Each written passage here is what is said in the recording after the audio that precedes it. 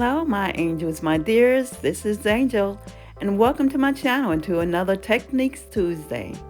Today's technique is making ginger honey. You know you can use ginger honey in a couple of ways. For me, I like to use it when I'm making a dipping sauce for spring rolls or for egg rolls or any Asian-inspired dish. I also use it for my tea and hot water with lemon in the morning. Well, I'll let you get to the video and I'll talk to you later, and I hope you enjoy.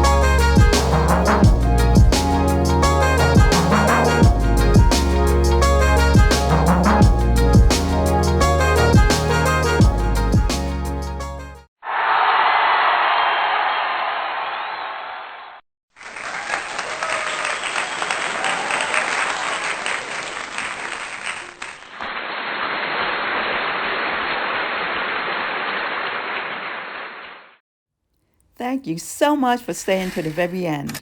If you like this technique, give me a like. That's a thumbs up. Comment down below. Let me know what you think of this video. Subscribe if you haven't subscribed already. What are you waiting for? And if you are one of my subscribers, thank you so much for coming back, my angel, my dear. Come back and see how I use this ginger honey.